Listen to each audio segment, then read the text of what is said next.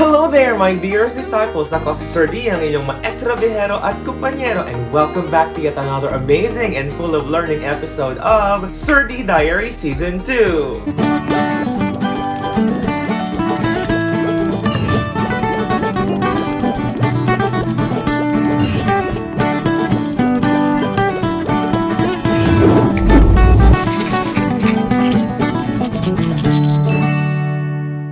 What's up, what's up, what's up, what's up, what's up, what's up, dearest disciples? Well, in this episode, I am going to share with you one of the projects that I am a part of. That is Project 4. Well, briefly, what we are doing here is actually crafting a master's program that will prepare and equip teachers who will teach in challenged areas. Wow, isn't that amazing? In other words, this is a project with a heart.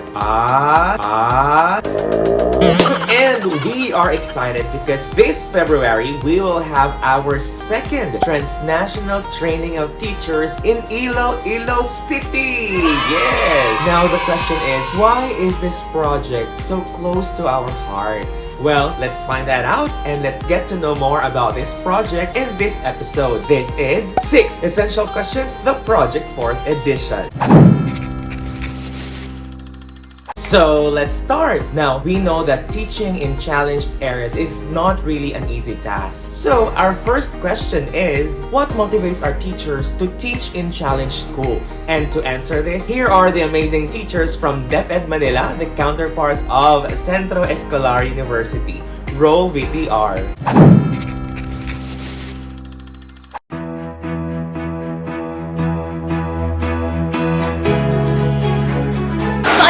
Reasons why is it I'm teaching in a challenge area. First and foremost is my passion for teaching. I firmly believe that as a teacher, you have to be very compassionate. The second one is that, of course, our learners are students. As a teacher in the afternoon session, I'm handling journalism and English. I really, as much as possible, my approach there is to lighten the mood of my classroom environment so that they can easily express themselves. My aim is to bring out the best in them.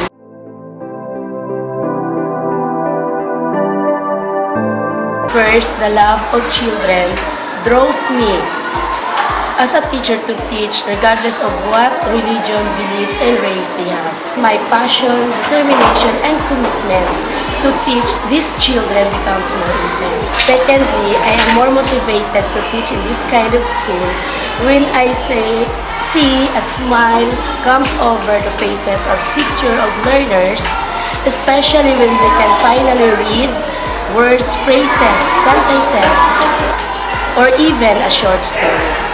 I've been teaching for 23 years. Well, I've been through a lot of struggles and difficulties in this profession.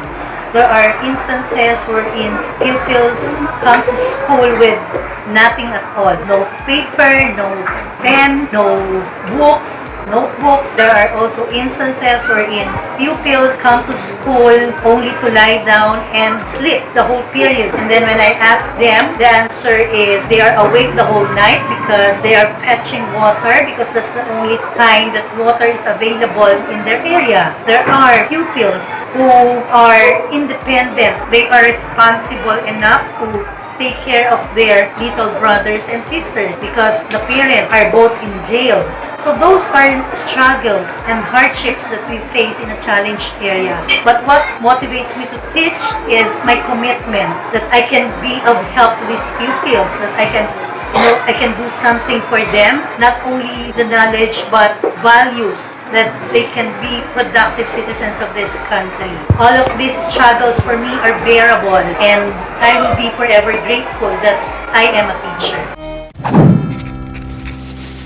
Wow, did you hear that? Well, to sum it up, we learned that there are 3 major factors that motivate them, and these are passion, commitment, and love for children. Yes, it's PCL, passion, commitment, and love for children or learners. Alright, question number 2. At this point, we want to know why challenged areas are worth investing in, and what is relevant and meaningful about teaching in these areas. yes. Let us hear the answer from the Dean of the College of Education of Polytechnic University of the Philippines. Insert video.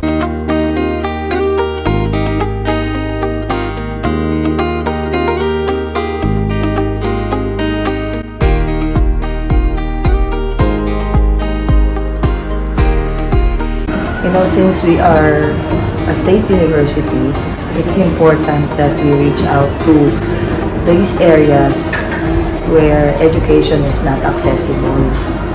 And there are so many areas in the Philippines that need our help, especially in the literacy area.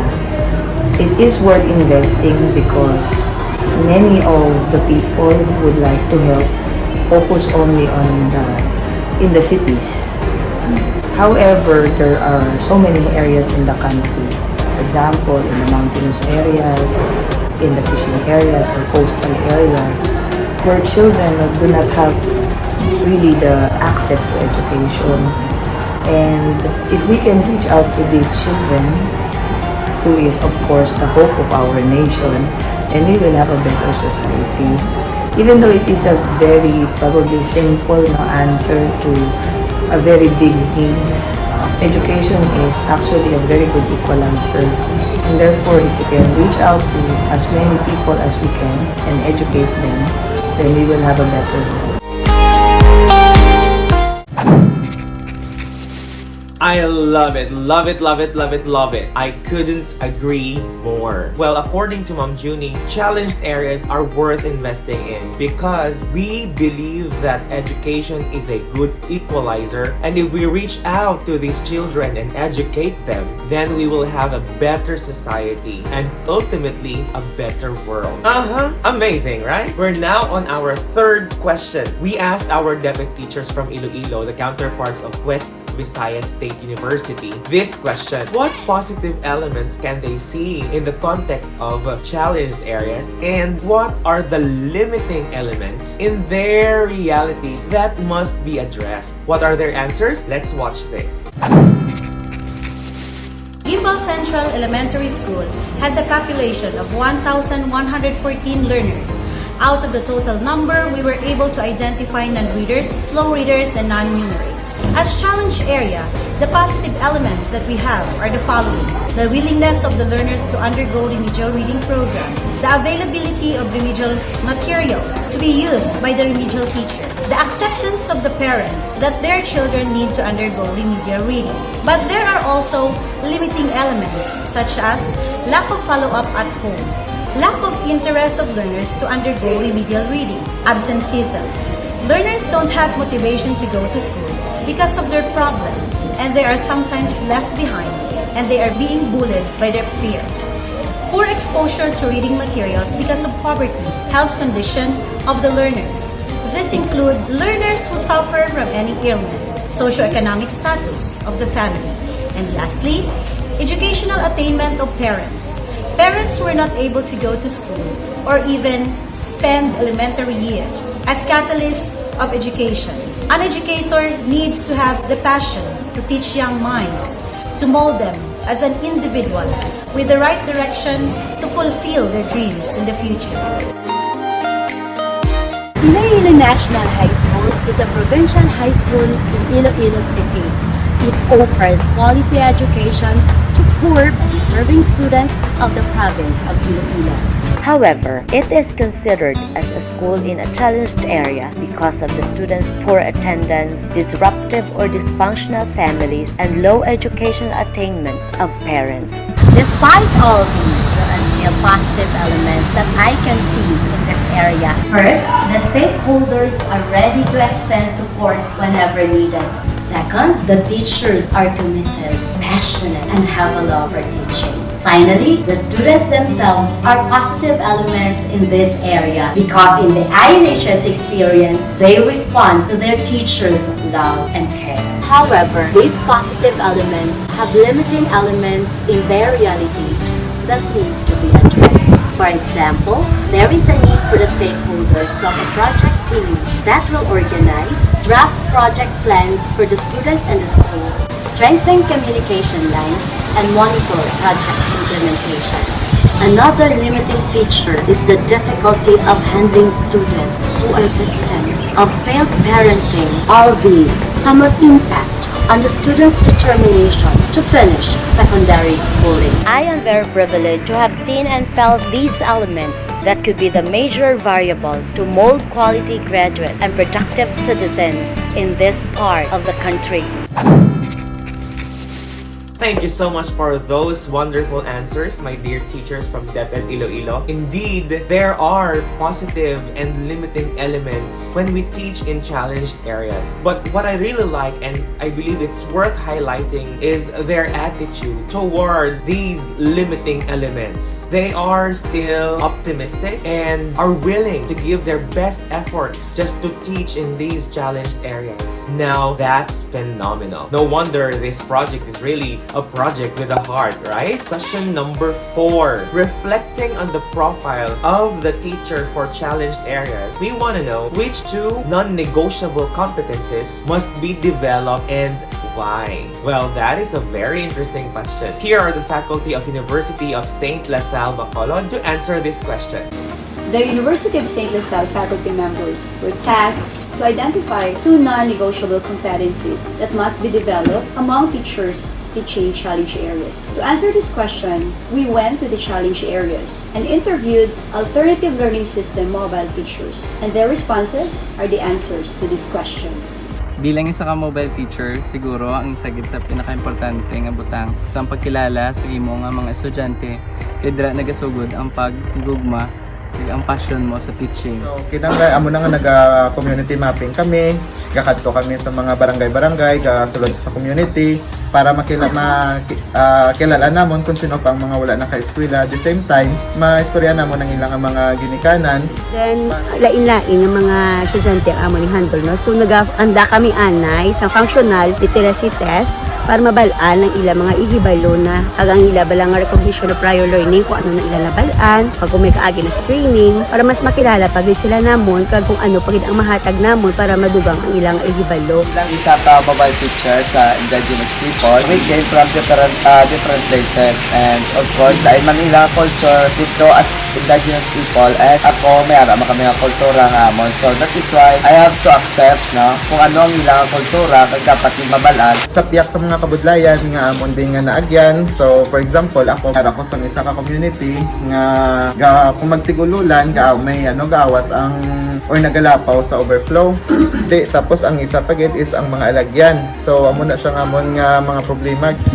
Kay part na sa obra ko, wala ako nakulbaan kay I know nga ang akong ginaobra is para man sa kayuhan sa mga bata. Dahil may ara man time nga kapanukto ka pa lang, kapanirado na ang nanay, kay daw hindi sila gusto nga ila bata ipasulod sa eskwelahan tungod mas gusto nila ang ila bata iya maubra.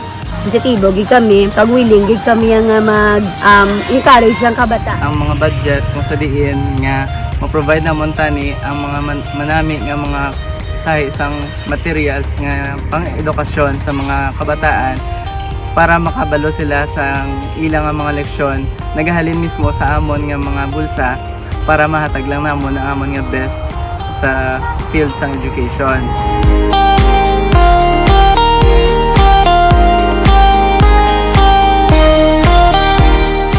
Whoa! Excellent answers, ma'ams and sirs. So what are these 2 non-negotiable competencies according to them? Number 1, knowledge of the learners in the challenged areas. When we say knowledge of the learners, it talks about their nature and characteristics, gender sensitivity, learning styles, multiple intelligences, and diversity of situation. You see, as teachers, we realize that the more we know our students, the more we understand them. And the more we understand them, the more we can do things for them. The second competence is manifest humility, flexibility, and resilience, persevering in difficult situations with courage and fortitude. So, are you learning so far? I hope so. Okay, we're down to our last 2 questions. Question number 5. What can teachers do to make a difference to the children? And what challenges teachers face or may have to face in teaching with economically and socially challenged groups? To answer this, let's hear it from the DepEd teachers from Davao City, the counterparts of University of Southeastern Philippines.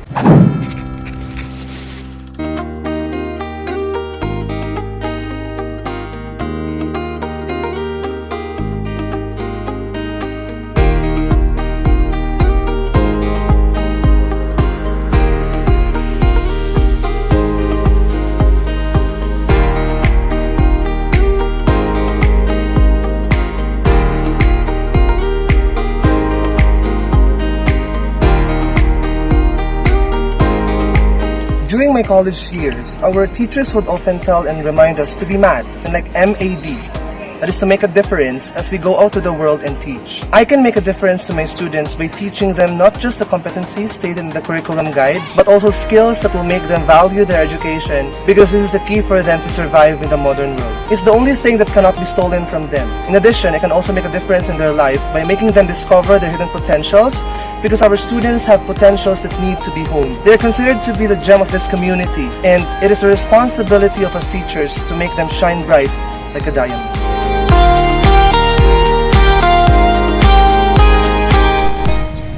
Sirawan National High School, I always try to make the students engage in our lessons through hands-on activities and as well as entertaining visual presentations, and also I induce localized or contextualized examples so that the students' attention will be at hand or always being laid down during the process of learning.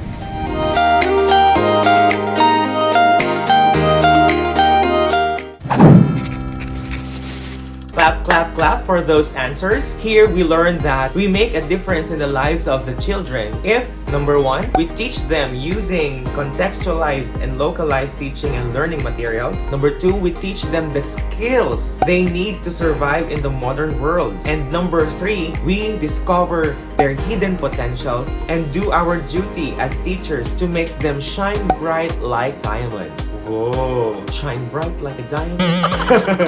Just kidding. I love it, love it, love it. And, of course, the last question.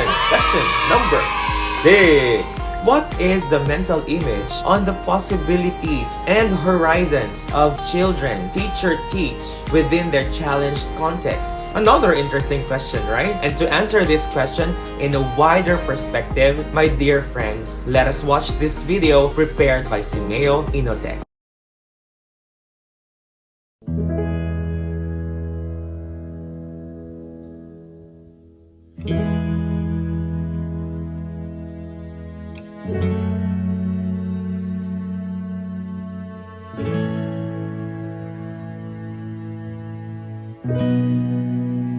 I love singing when I teach. So what's it all about, Alfie? Is it just for the moment we live? What's it all about when you sort it out, Alfie? When life is all that I have, no? I like one boy wrote a composition once, says, ang buhay daw niya parang isang plato ng spaghetti. Yung noodles, hindi niya alam kung saan nagmula, hindi niya alam kung saan patutungo. And therefore he says, what does it all mean? Kung walang saysay ang buhay, bakit ka pa mabubuhay? Hindi ba? You have to find out the why in your life.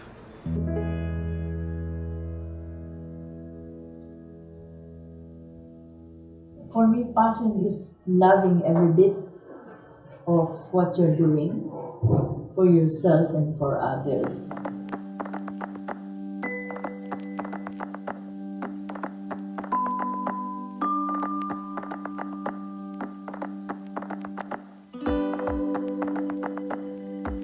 Sa akin kasi, ang teaching is learning.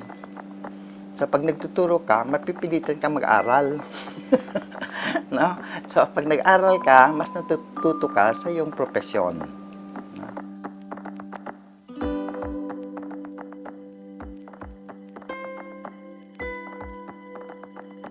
Being a teacher, you will amass yourselves with richness of lives that cannot be held, cannot be put in the pocket. But these are things that are considered as ROI, as changing, touching the lives, no? Transforming a person, no? Creating individuals who are successful in life.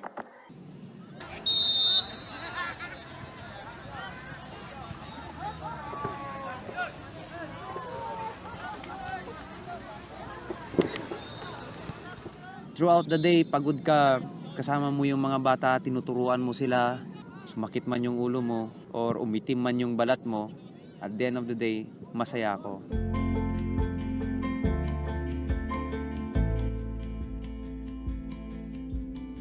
Lagi mong tinitingnan yung positive effect. Kahit hindi natin maiwasan na may mga negative, yung hindi ka susuko, kaya pa rin yan.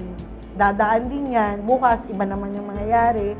So, just look at the positive side. No? Dapat, ang pagiging isang teacher, hindi lang mo isipin yung trabaho, kailangan hindi lang utak, kailangan meron kang puso. We always go out of our ways, our regular jobs, kaming mga sundalo, para lang gawin itong football, makapagturo sa mga bata. I always ask my students to always aspire for quality. Do not be a mediocre worker. If you are going to do something, do it on the best possible way.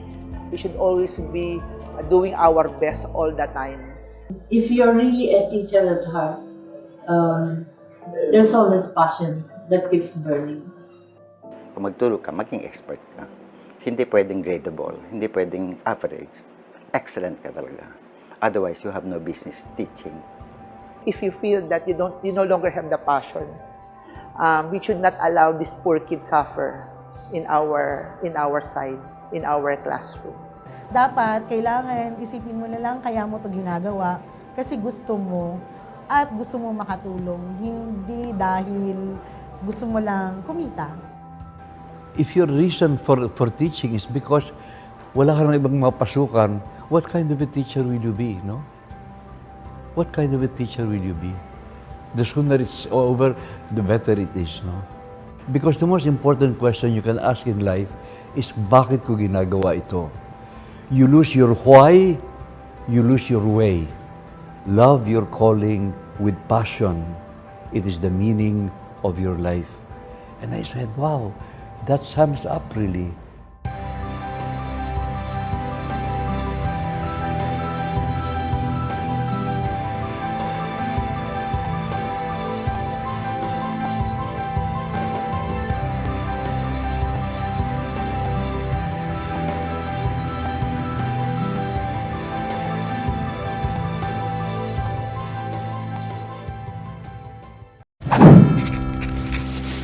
Oh, so touching and so inspiring, right? Whew. I'm gonna cry. No, Dennis, control your emotions. Yeah, but I am really inspired by that video. Indeed, at the end of the day, we should ask ourselves, why are we doing this, right? And I like what Sir Patsy said. You lose your why, you lose your way. Love your calling with passion. It is the meaning of your life. Perfect. So, Team Project 4, are we ready for our TTT2? I hope and I pray that we are now more motivated to do our tasks. Hence, be inspired, be involved, be in. As Ma'am Emma would always say, on our way forth.